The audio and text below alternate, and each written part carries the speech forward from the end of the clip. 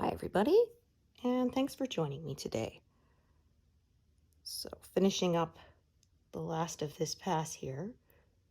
Probably not during this session, we'll see, but yeah, 77,000 will be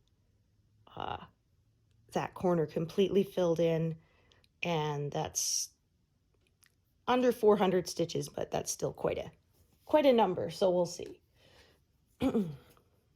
I think I'll have it done by the time I do my next Stitch With Me session for sure. Yeah, like I said, I was hoping to have it done last month, but that just didn't happen, and now I've decided to stop making goals or estimates because, yeah, it's just making it more stressful, and I want this to be fun.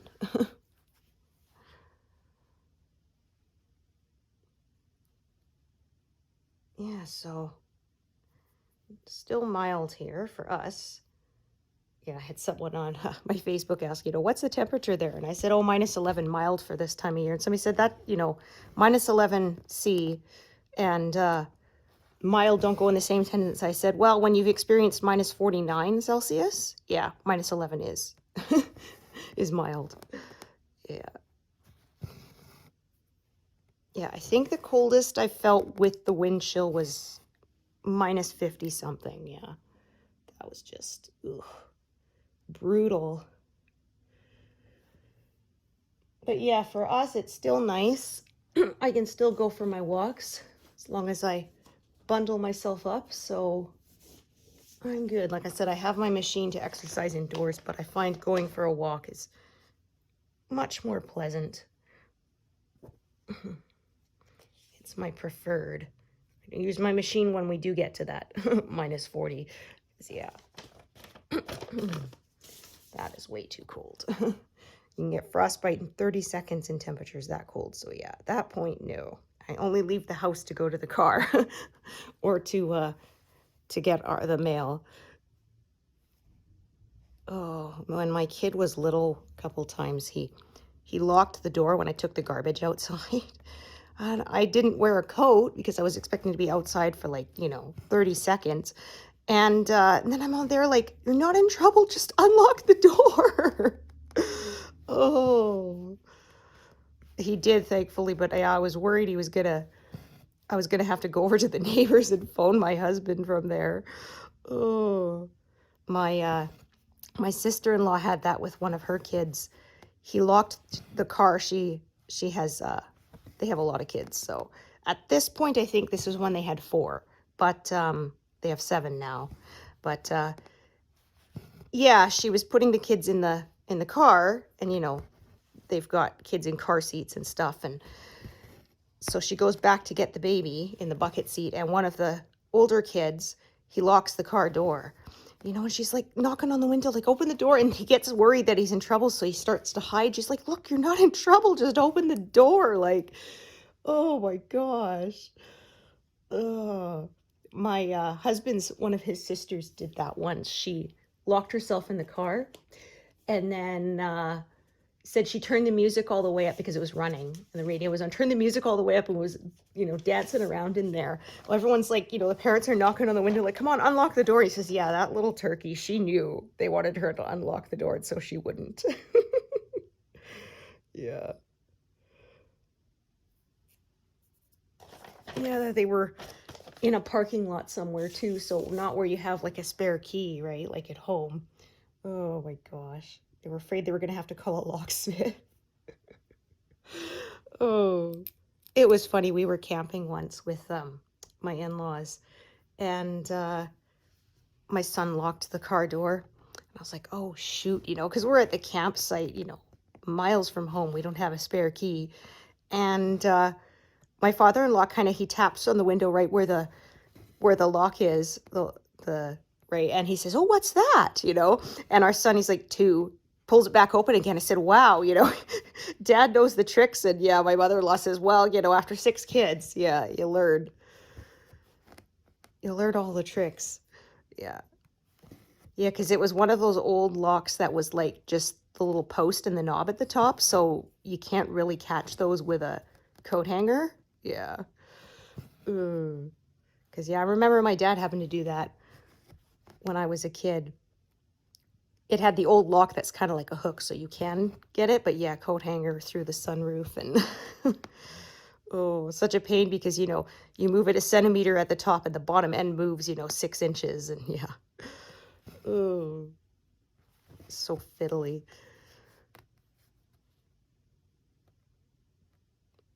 Yeah, I have learned since to keep my key fob in my pocket. I'm lucky that my husband put in remote start so I can start it up and let it run to warm up without the key in the ignition. In fact, it won't allow you to lock the door on the remote start, so, or with the key in like that. Yeah, so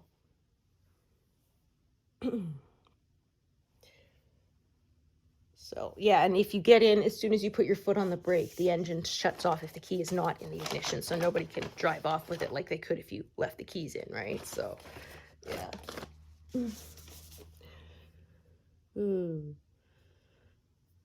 Yeah, we finally got our Christmas tree up, and my son put one of his little stuffed animals in it for a picture. Yeah, that was from when he was little. When he was a toddler, he would hide his blanket and stuffed animals inside the Christmas tree. It's pretty cute. So yeah, it sort of became a tradition. We'll put the tree up and he'll put a little stuffed animal in the tree, see if people can spot it. So this year it was Isabel from Animal Crossing, one of the little ones that he has. He has a big, great big one, and then a couple little ones. Yeah, so. And then, yeah, one of my friends said, well, she is a belle, so fits for Christmas.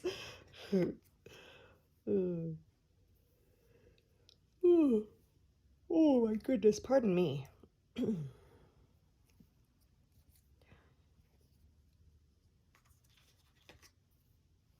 So yeah, I'm at 24.97. So that means, yeah, less than 200 stitches should bring me to 25%.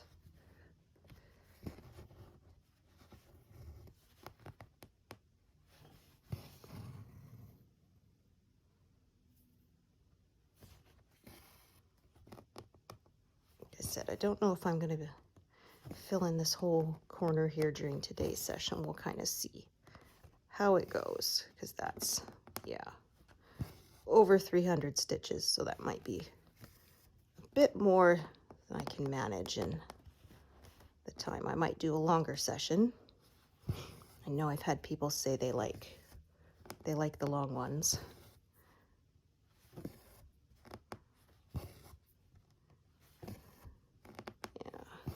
And I've got to wrap some presents because I got to ship some of them. And I always like to do that earlier rather than later so that it's not a rush.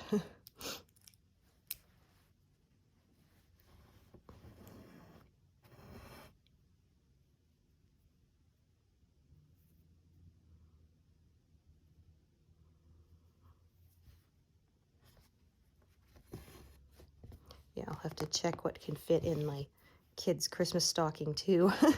Never have to wrap any of it as a separate present. I always overestimate what I can fit in there, I think. My sister has the same problem. But yeah, always Kinder Surprise eggs in there. Some fuzzy socks. Yeah, in the US they can't have Kinder Surprise eggs. Which I said, that really sucks for you guys because no Easter basket or Christmas stocking is complete without them. They're, yeah, they have the chocolate shell and then inside there's a toy. And apparently it's banned because it's considered like a choking hazard or something, or a poisoning hazard. Yeah. So, but yeah, the fines are apparently very steep. There was a guy who tried to sneak six Kinder Surprise eggs in his luggage, and he got $1,000 fine for each one. And of course, you don't get to keep them, right? They confiscate them, and it costs you $1,000 a piece. So yeah, those were some expensive eggs.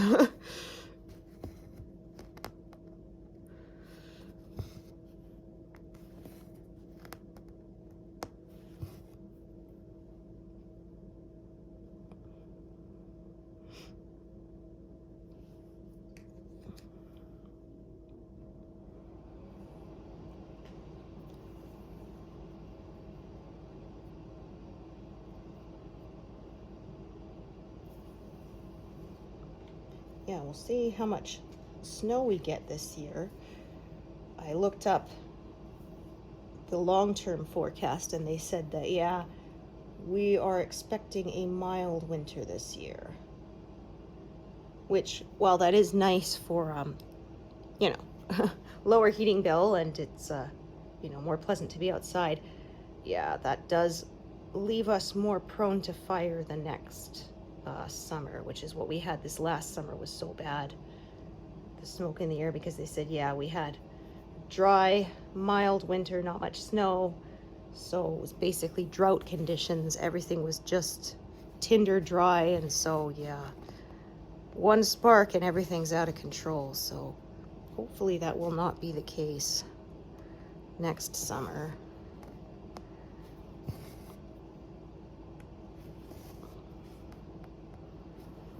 Yeah, because, yeah, we had, if you've been following me for a while, yeah, there were a lot of, in fact, it was harder to go for a walk in the summer than it was in the winter because of the smoke in the air. Yeah, they would urge you to stay inside unless you absolutely had no other choice. And if you were outside, to wear a, you know, a medical grade mask, N95 mask to, yeah, block the smoke, because even if you don't have asthma or other, you know, breathing conditions, it's not healthy to breathe that in.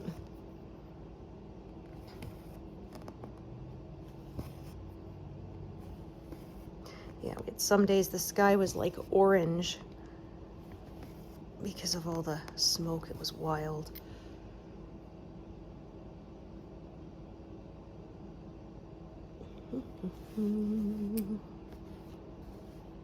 So yeah, I got a fair number of threads going here. We'll see how I manage to keep it all tamed.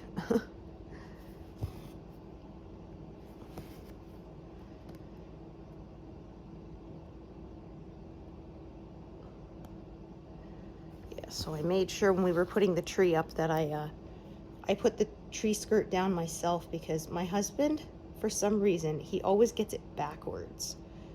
And he can't tell the right side of my knitting from the wrong side. And I'm like, okay, but all the ends are on the wrong side because I don't want them to show on the right side. He's like, well, I just thought they got snagged. I'm like, I don't get how you can't see, because it's stripes. And so on the wrong side, it has that, you know, interlocking. You can see where they interlock. On the front, you can't. He thought that's the decorative side. I'm like, well, no, it's just that the way the colors interlock, when you make when you change colors, it has to make that on one side, but you always want that on the wrong side.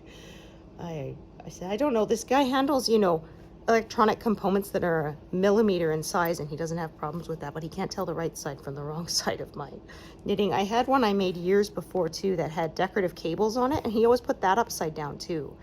And I'm like, how is the lumpy, you know, pearl valleys in the back the right side, and not, you know, the nice cables intertwining, you know, intertwining among each other? Why would you think that's the wrong side? I don't get it. So now, yeah, I have learned, because he did that a couple of times, and I didn't notice once until we had the entire tree up, and it was like, oh, well, I'm not going to take it down to, you know, to fix that. And of course that was 2020. So yeah, when I posted it, one of my friends is like, leave it be, it's that kind of year, you know. But yeah, so now when we're setting up the tree, first thing I do is I stick the tree skirt the correct way, right side up, and then he can put the stand through it, because I don't trust him to do it the right way around.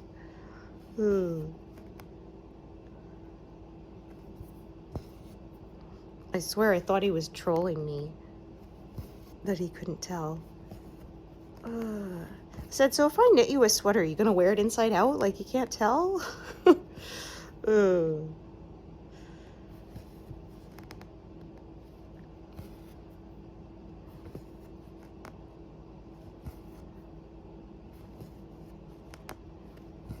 Yeah, I don't really knit as much anymore as I used to.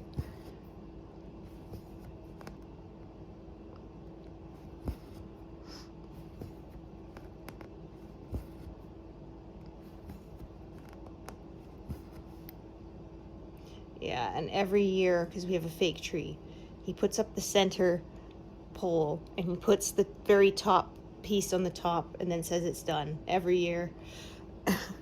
And I posted about that. One of my friends says, yeah, but he's got to listen to your puns all year round. I said, yeah, okay, that's fair.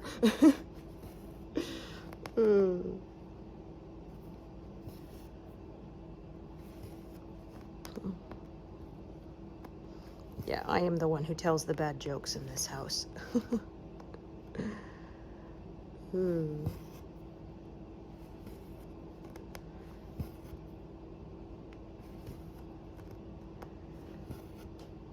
Yeah, unfortunately, too, it is still warm enough that Kiddo can drive his truck because, like I said, it's a diesel. And once you get to a certain,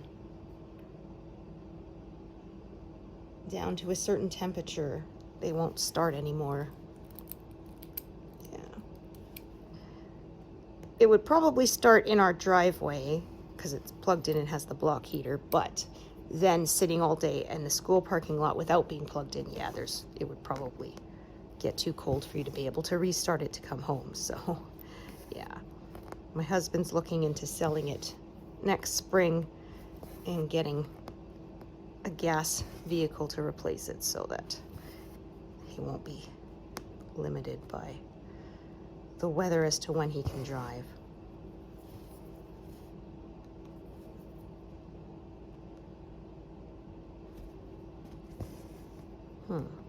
That one looked a little wonky almost. Just there. Oop. Try not to catch another thread in there. But yeah, Kiddo drove away with his block heater cord in one time, and my husband said, you know, if you do that one more time, I'm gonna cancel the insurance. You won't be driving it till the spring, because yeah, he says if it breaks, yeah, it's really tough to fix. So yeah, so he's been better about it now, but yeah, that was like the third time. So yeah, my husband was getting pretty fed up with it. Okay,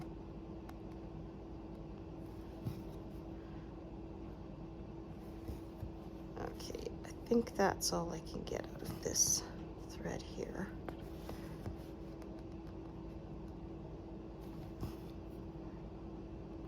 Oh yeah, we went up another 100th.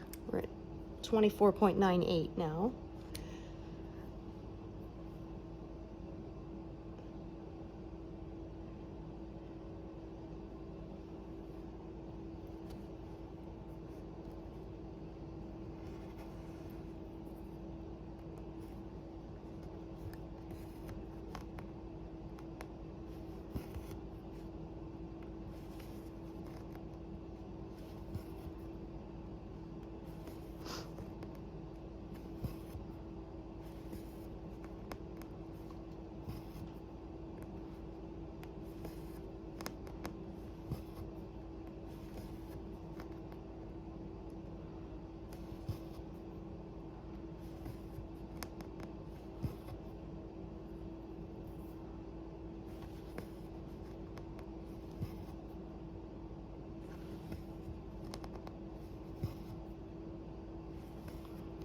Although I don't have as many colors here in this last bit of the corner, so we'll see how fast that goes. But there really aren't that many big blocks either. Even if there's only a few colors, they kind of interwoven a bit here, so that does involve a bit more changing colors. So we'll see.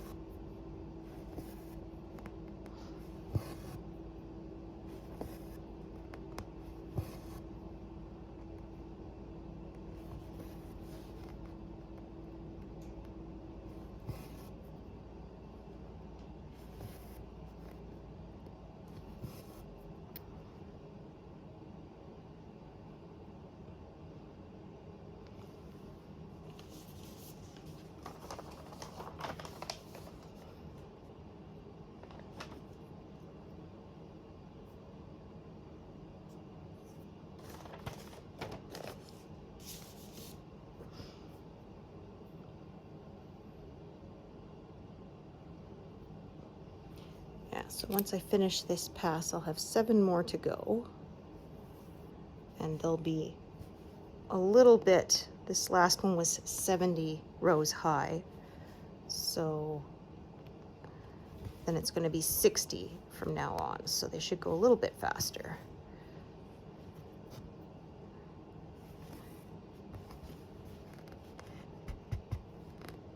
Yeah, it's 558 rows high, so it didn't perfectly divide by 60 rows. There was a bit left over, so yeah.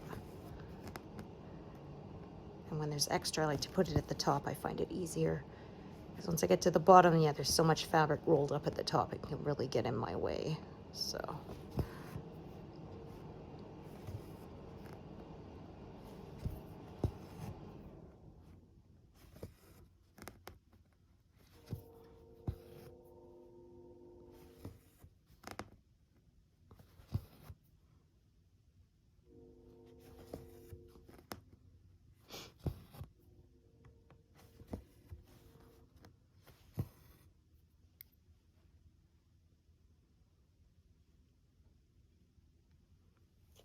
Two threads of this color, but yeah, they kind of split apart, so that's why I did separate ones.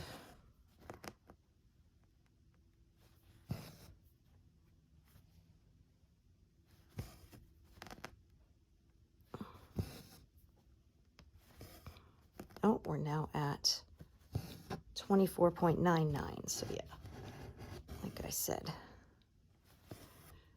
we should hit 25% today.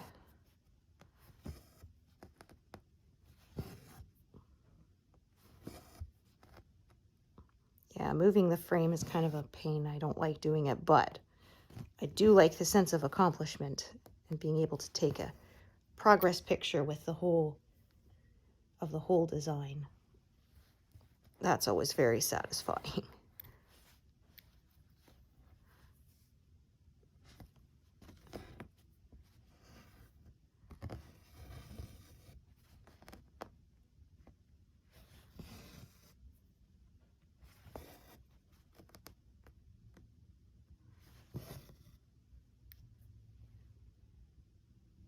I find I get a little bit more tangling here at the bottom too, because there's less space for my spare threads than say at the top. Okay, and then there's a thread here that should be enough for 3 stitches. Okay.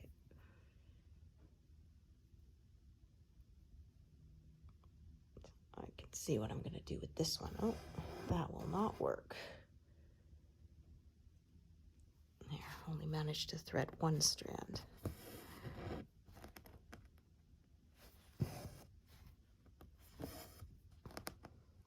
I remember when I was in high school, I took a textiles, arts and crafts, and they had those really expensive sewing machines that could embroider different designs with different colors. You just got the fabric in there, pressed a button, and it would do it, but it could take hours. And there was one that actually it made it look like cross stitches. Yeah. And I remember a student was like, look, I'm cross stitching, because I was doing actual cross stitch. I'm like, yeah, but that's kind of cheating. It's a machine doing it, yeah.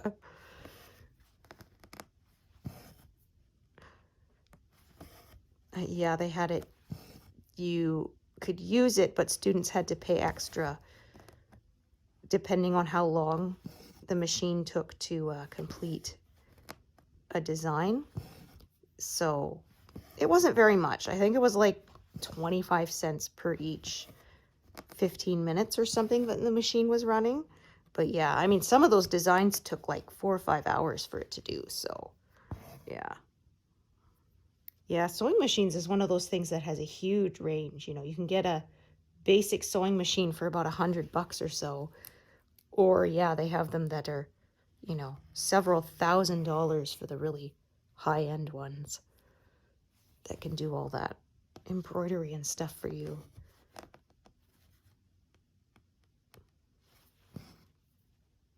Yeah, I was a bit disappointed. I had a singer sewing machine that I used for like 10 years, and it was like $100. And yeah, it was a great little machine. I mean, because like I said, I don't do much with it, mostly hem things, maybe sew a few darts on clothing.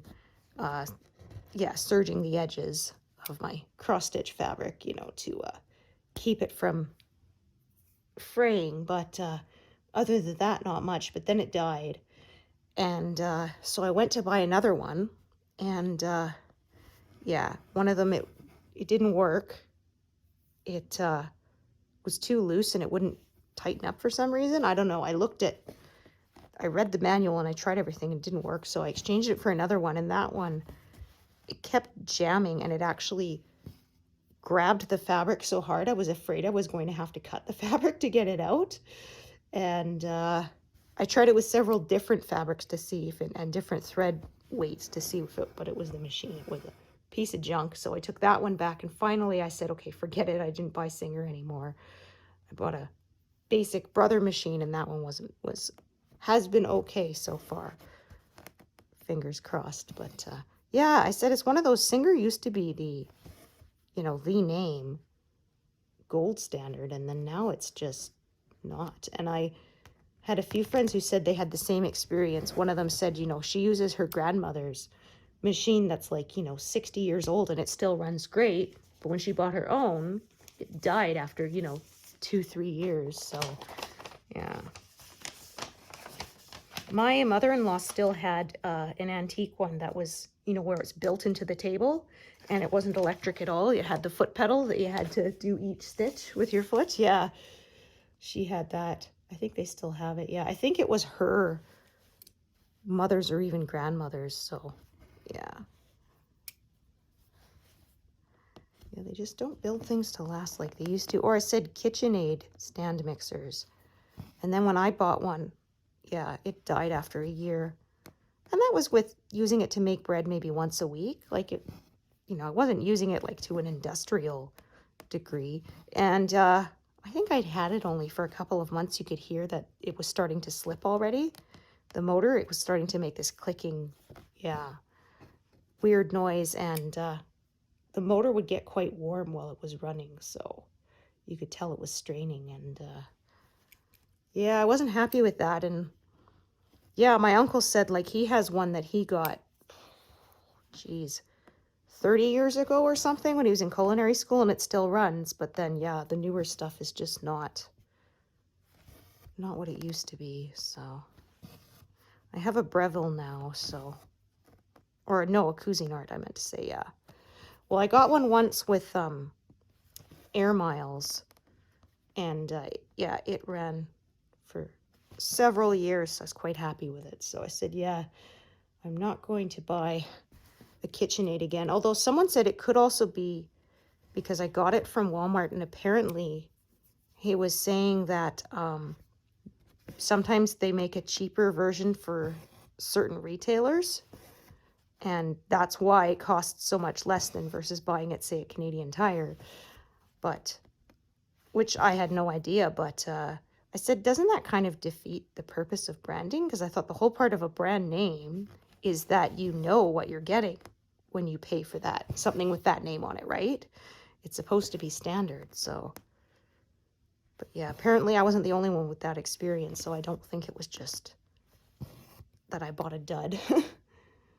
So I don't know, maybe I did, but I'm not willing to take that risk again. So yeah, I got my latest one. I got it from my grocery store. I saved up enough points and bought it there. So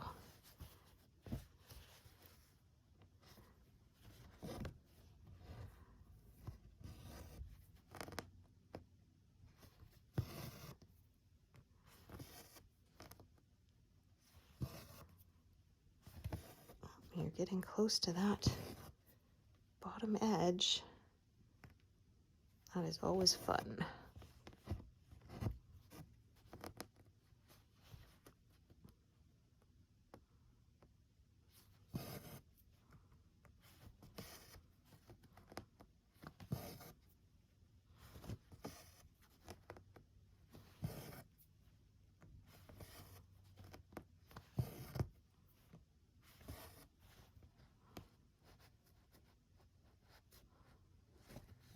Oh, I did not catch enough threads there. Yeah, I could feel there was not enough resistance against that needle. There we go. Now I know I've caught enough. Oh dear. There. I just trimmed my nails yesterday, so I can't grab things as easily. Okay, 24.99. Let's... Aha, 25%. Woohoo! Yeah, I said I was going to fit or get that done. There's the grid line there. A lot of threads here, so I have to be careful to make sure I grab the correct one.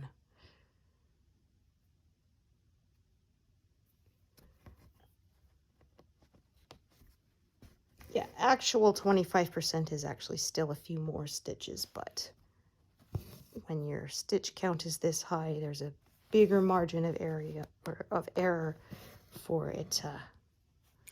Yeah, I noticed with my big artisy piece that I finished, it said it was 100% done before I had actually completed every last stitch. So yeah.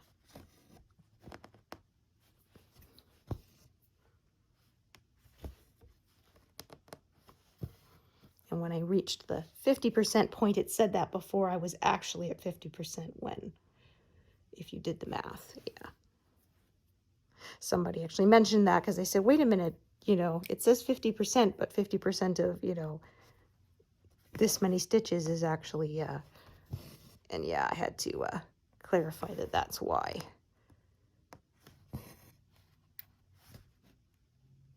These great big projects and such high numbers, yeah. So yeah, like I said, 77,000 even to have this corner completed. We got less than 300. But I don't know if I will manage that today or not.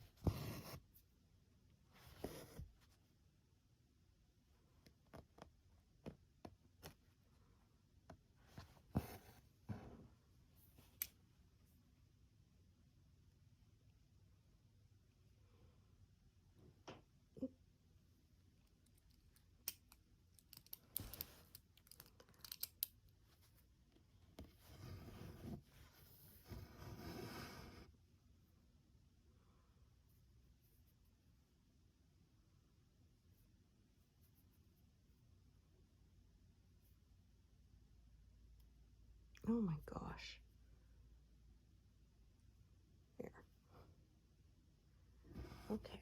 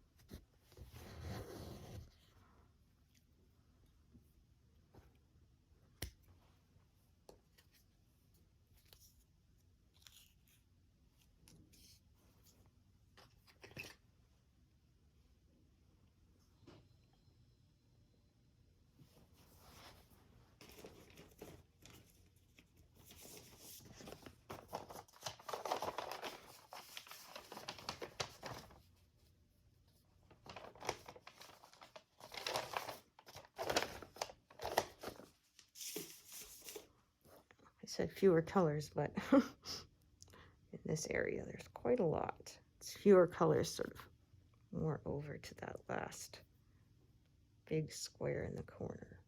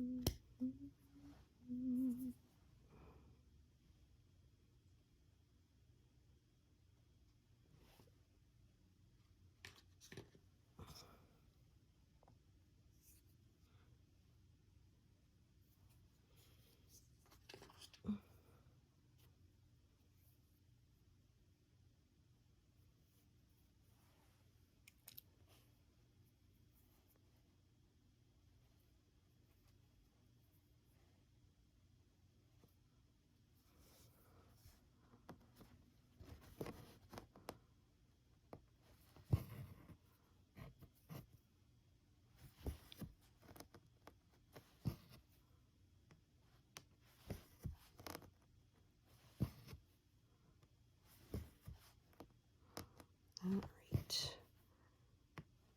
Some of this kind of slopes this way for a little bit, so I may just, like I say, kind of follow that. So I have to switch colors a little less often.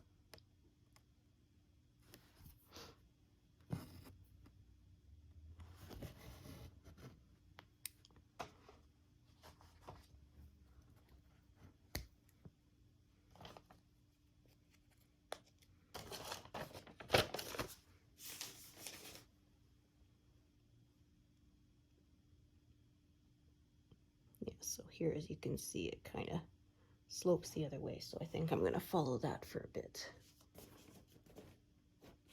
I could continue to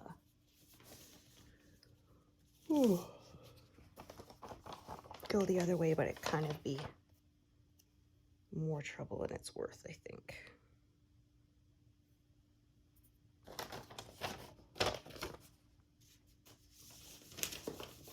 Yeah, I used to be more strict about it, but not anymore. It was annoying me.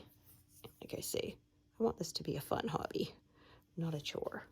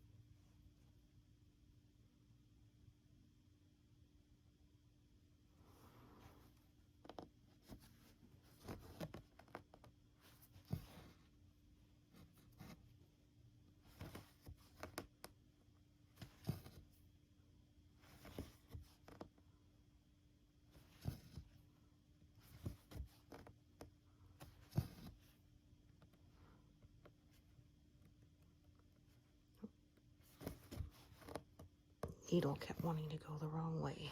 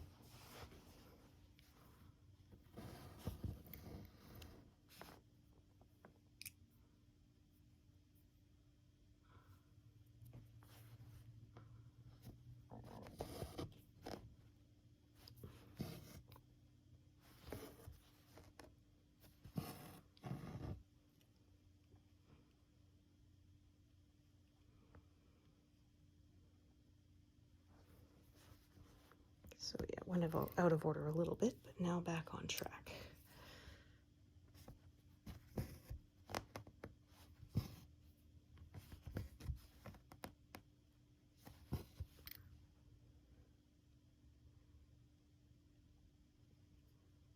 I may do it again for a bit of this color here, we'll see.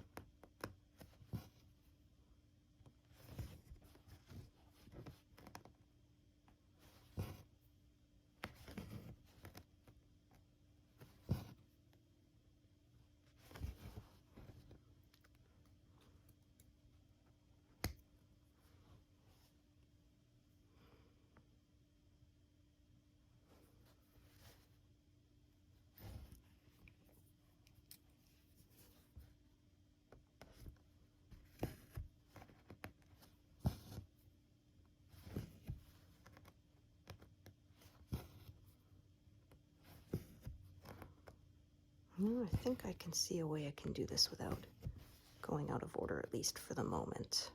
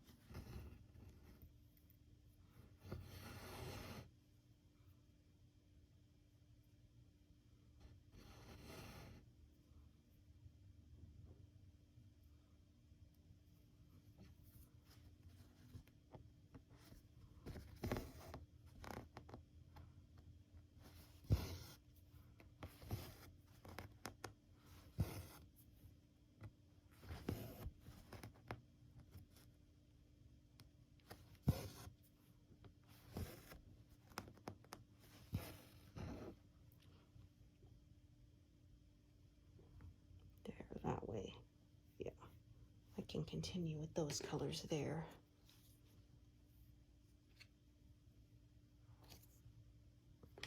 Kind of just cut it off there and then fill that in later.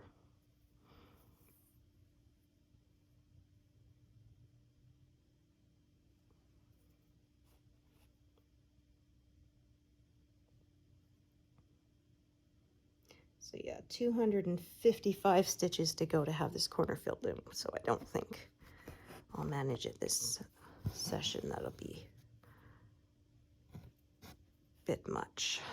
But yeah, I will have it done, whoops, by the next one. We'll be starting the third pass, woohoo.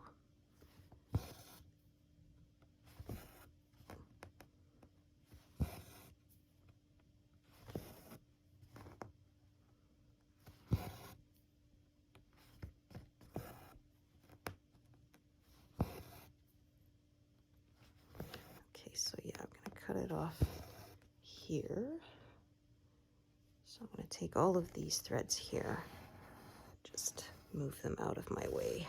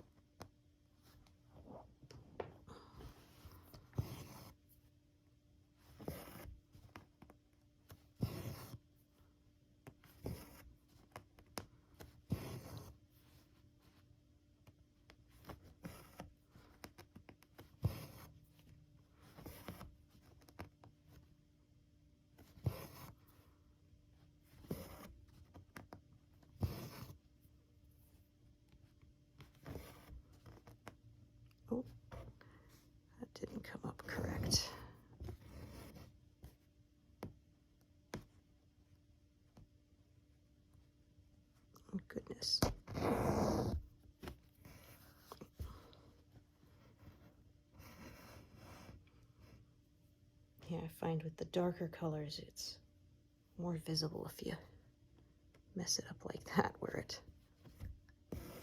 you don't come up quite in the hole and there's a little tiny bit of the cloth showing through. It's a darker color, it's more visible.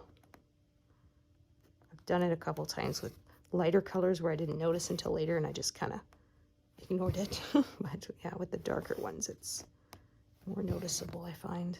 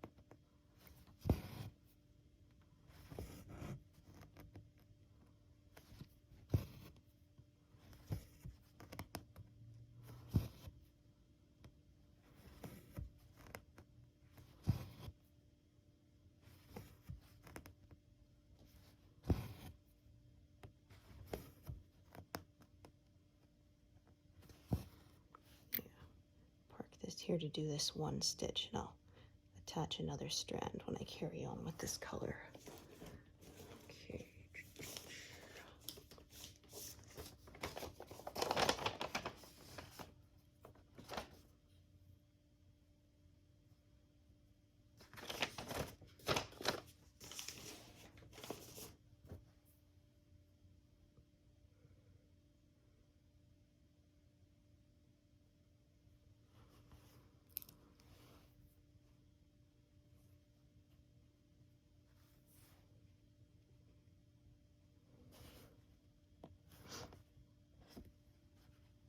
Oh, I almost did that in the wrong spot. Yep.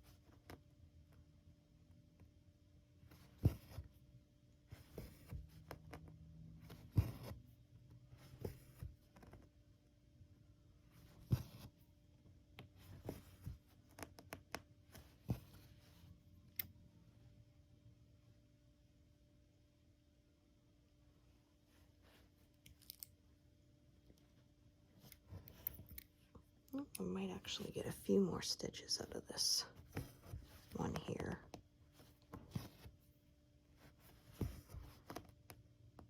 Yeah, might as well do these 3 right here.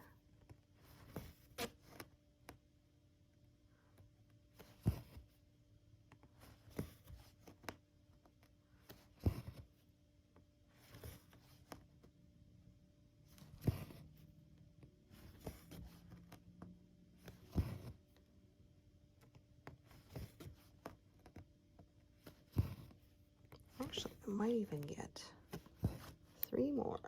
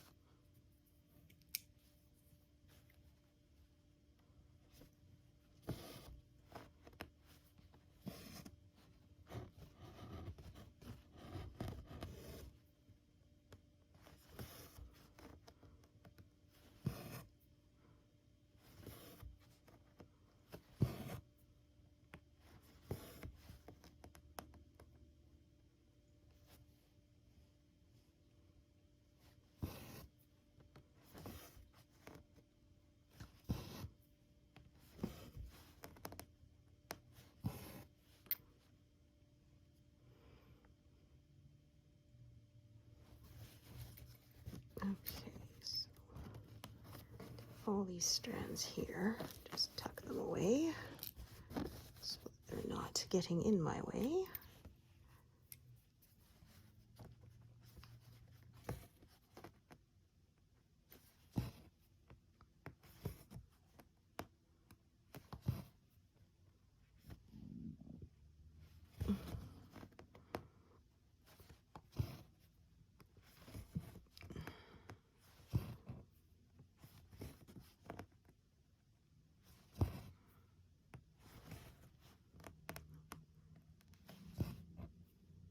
Oh, actually, I got quite a few more stitches from this, but yeah, I think it's going to run out. Couldn't quite make it to the bottom edge there. Yeah.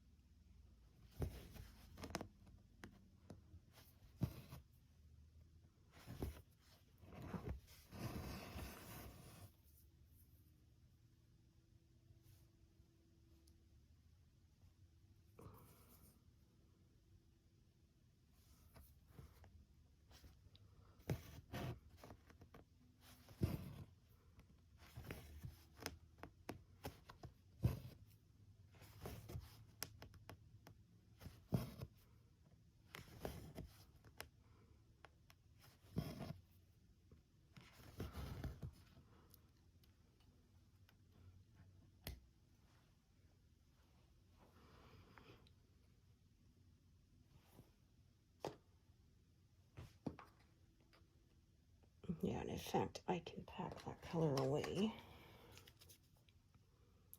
because I won't have any more of it for a while.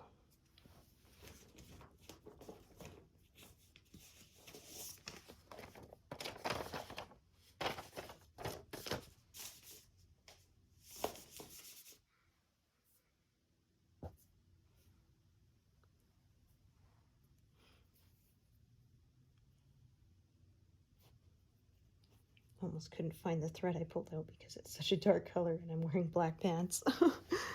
Kind of blended together.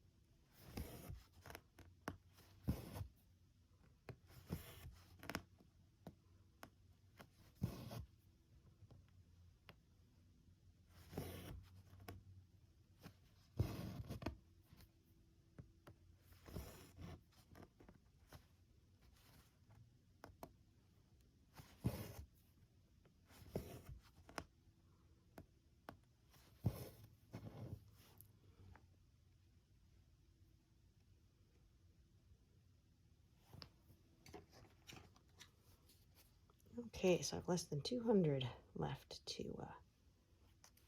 finish this pass, but yeah, I don't think I'll do that this session. It's still a ways.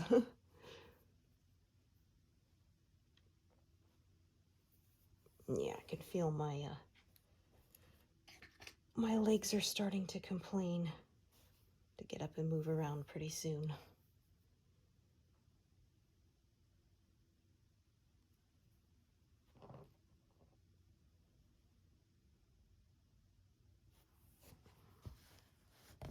Right, now I've got to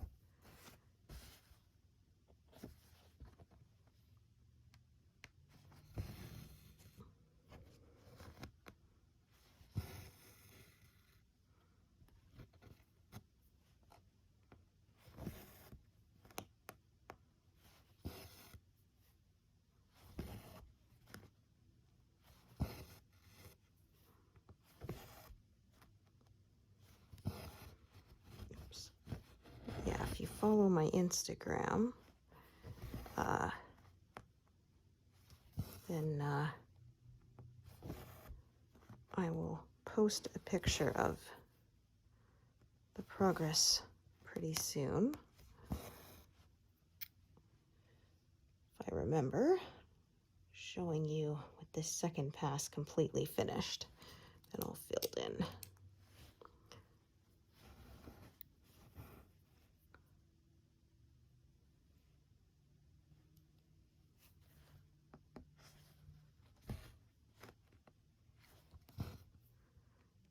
So I think that's where I'm going to take a break for today.